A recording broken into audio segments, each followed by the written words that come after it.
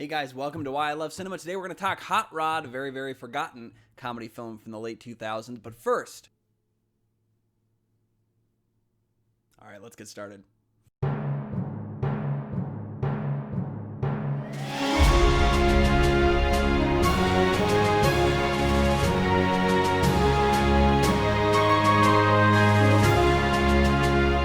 Yes, the famous Richardson dance, that's an element from Hot Rod. And if you haven't seen the film, it's directed by Akiva Schaffer, basically written by Pam Brady, but really brought into essence by The Lonely Island. This is probably the first official, not, I guess, the first unofficial Lonely Island film to come out before Pop Star Never Stop, Never Stopping.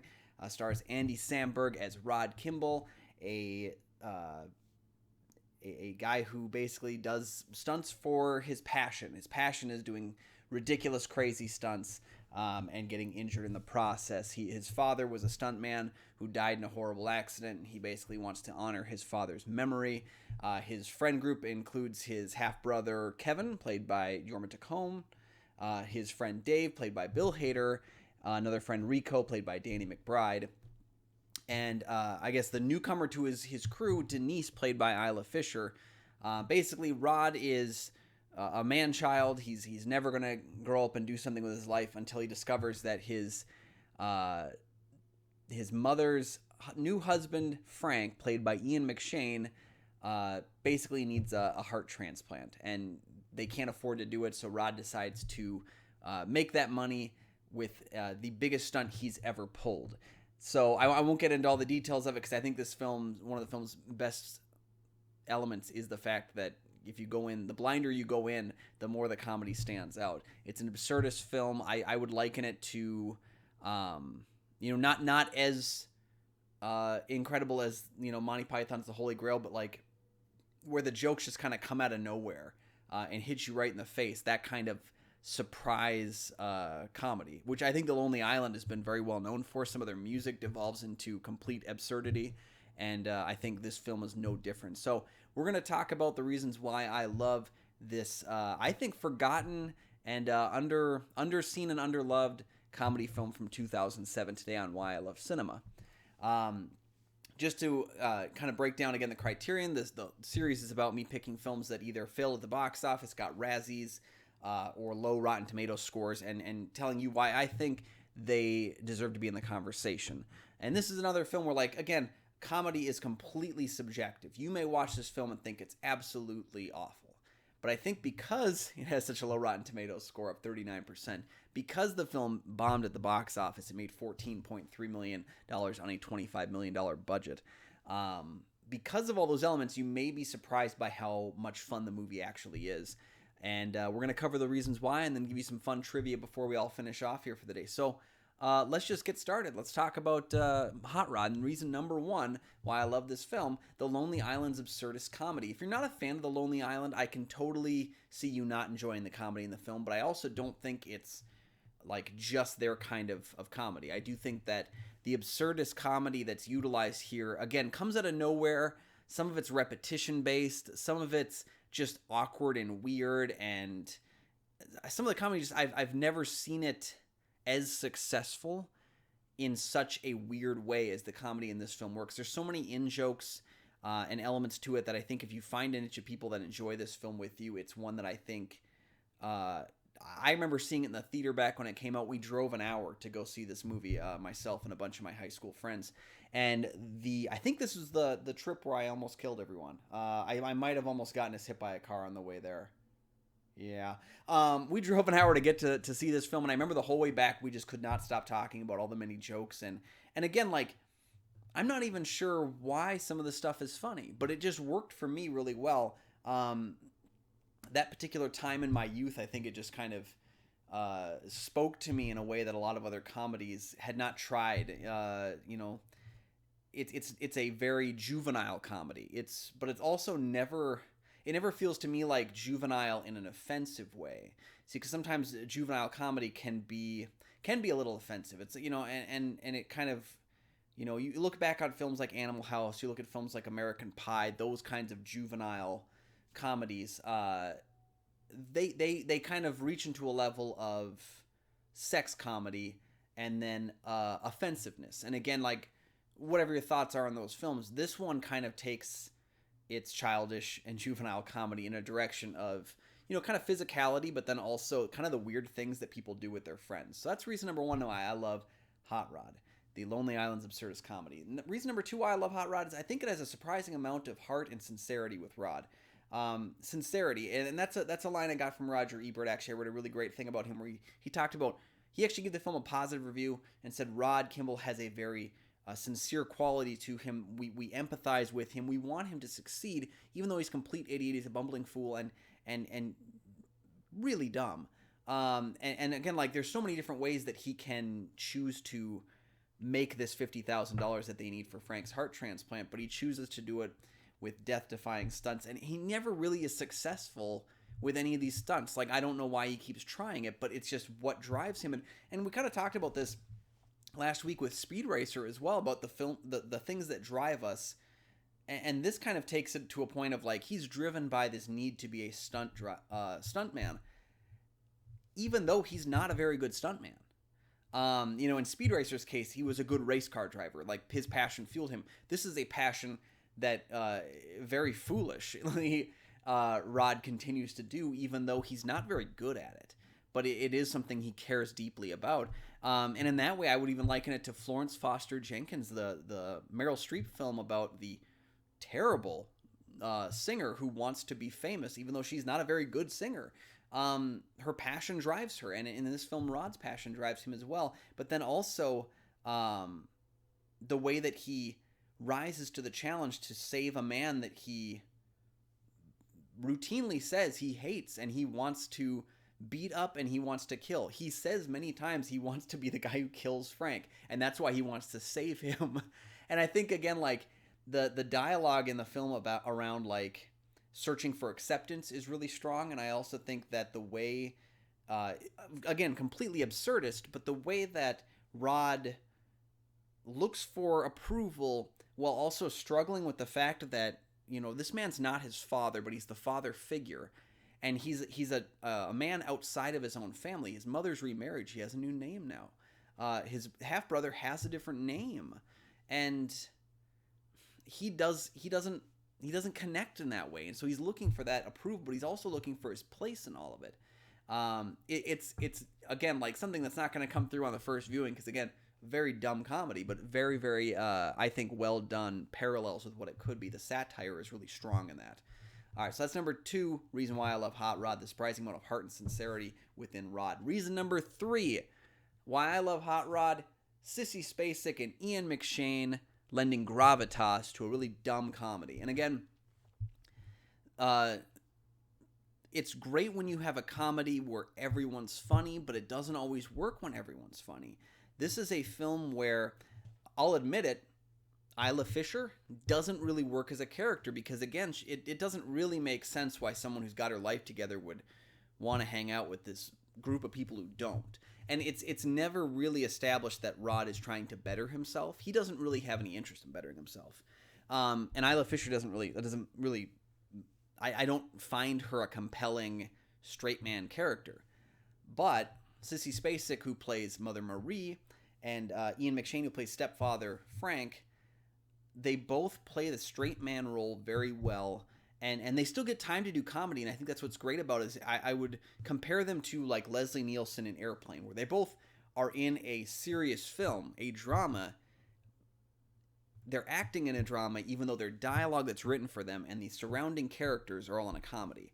When we watch Airplane and we see Leslie Nielsen's character, it's what works so well is the fact that he believes he is in a drama. And he is playing everything straight to the vest. And that's where Leslie Nielsen was at his best. Ian McShane, I'm trying to think of another comedy film that he's done. And I honestly can't come to it. I'm sure they're out there, but I can't think of one. Sissy Spacek, again, not really known for a comedic shop. She's a dramatic actress. They're both dramatic character actors. And I think they lend gravitas to the film. Then they also get moments to shine, too. And I think when Ian McShane really pops off some of his biting dialogue, because he's really biting when it comes to his relationship or lack thereof with Rod. It really, really works on many levels for me. And I find myself laughing at Ian McShane more than anyone else in the film. So that's reason number 3, Sissy Spacek and Ian McShane lending a lot of gravitas to Hot Rod. Reason number 4, I do think the unique and memorable side characters work really well. Again, like Richardson, who really serves no purpose except to create some silly dances and comedy. I think his character is really funny in the film. Again, very flat character. It doesn't have really a purpose in the film. I think Bill Hader, who we've seen take on more dramatic roles, we forget how downright funny he is, too. You know, recently he was in It Chapter 2, and again, he's the funny character in It Chapter 2, but he also gets a lot of heart in that film, and, like, we've seen that range, and the same thing is true of his work in Barry, Skeleton Twins, I think, yeah, that was the name of that one. But again, here, this is his like, silliest that we've seen, and I think Danny McBride, again, always plays kind of the same characters in a lot of these comedies. Does really well, though, as Rico. And again, I would say this is literally the same character he's playing in this film that he plays in Tropic Thunder. He's just very funny as a side character. I think he works better as a side character, a character actor, if you will. Jorma Taccone just has really good chemistry with Andy Samberg. That he doesn't get as many moments to shine, and I think part of that is just because you know, they're letting Samberg kind of be the big boisterous character that he is, but he's very funny in the movie. I think there's a lot of great secondary characters that really liven up the film. And I think they each get a time to shine there. So I do think the unique and memorable characters in the film absolutely help create the comedy. And Will Arnett, too, doesn't get a lot of time to shine. He's not very much the good guy of the film. In fact, he's probably the closest thing to an antagonist that the film has. He gets moments to play his evilness, I think, very, very well. Even if he's not there's not really the main antagonist a lot of way, but I think the standout surprise is Chris Parnell. And the funny thing about that is that Chris Parnell is a funny person. So we don't think of him as that, but we always think of him as funny. He's very, very good as a AM radio host who buys the rights to I guess record Rod's big stunt, which is funny because again, it's a radio station that's trying to kind of broadcast this stunt. You can't see it happening, and that's the joy of the stunt, is watching it happen. But Chris Parnell plays a guy who's an AM radio guy trying to stick it to FM radio and TV. And he's very funny in the movie too. Again, doesn't have a lot to do, but what he gets is really, really, really funny stuff. So lots of unique and memorable characters in Hot Rod. That's reason number 4 right there. Let's talk about the big one, the 5th reason why I love Hot Rod. And it's Akiva Schaffer's direction or misdirection. Akiva Schaffer helmed the film. He's a member of Lonely Island along with Taccone and Samberg. And he's always been kind of the director. He directed a great number of the Lonely Island music videos. And this is, I think, his first feature debut here. The way he directs is very unique in terms of the way he handles comedy. He likes to surprise you with comedy that, again, very absurdist. He likes to surprise you with the comedy pieces that you don't see coming. And I think those are the moments that I laughed the hardest at this film. There's a few moments when people break out into song. There's a few weird, like the Cool Beans scene, for example, when everyone just breaks into saying Cool Beans over and over again. It doesn't feel on the surface like it would work. And in fact, that scene was removed, re-edited, and then finally placed back in where it was a successful moment for audiences. He likes to kind of hit you where you don't expect to be hit.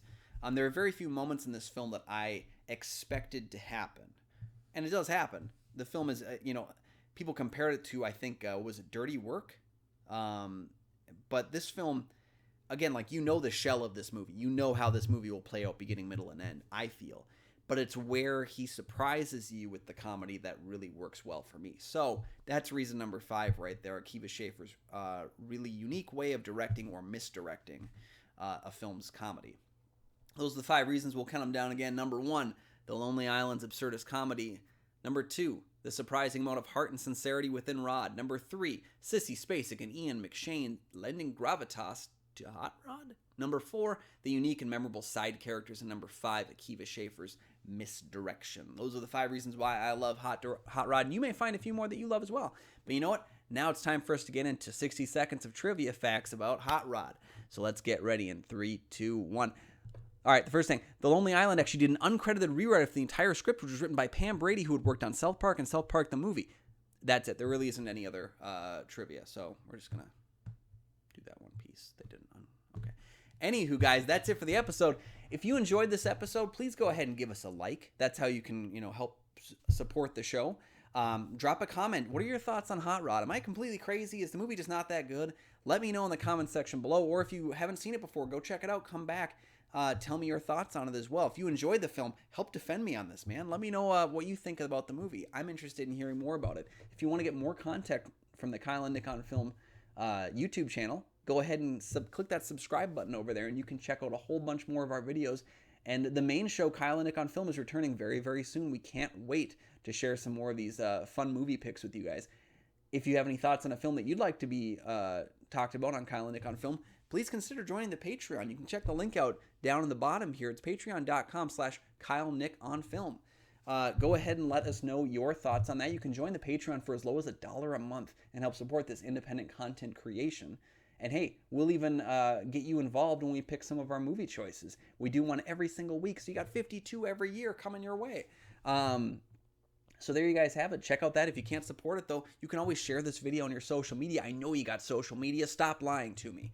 And share it out there. Get the conversation going. That's the whole point of this channel. Get that film conversation going amongst the film community and really help celebrate the things that we love about it. So there you have it, guys. That's all for me, Kyle Goethe, here wearing my Dwight Schrute The Office t-shirt. Thanking you guys for joining us again. You can find all of my film reviews on goatfilmreviews.com. You can also find the Goat Film Reviews YouTube channel located down in the description here. We got a link, I believe. You can find Goat Film Reviews on Facebook, or you can follow me at Almighty Goatman on Twitter or Instagram, and check out the @KNOnFilm account on Twitter for all your many, many Kyle and Nick on Film queries and questions and followings. Thank you guys for joining us, and we'll see you next time.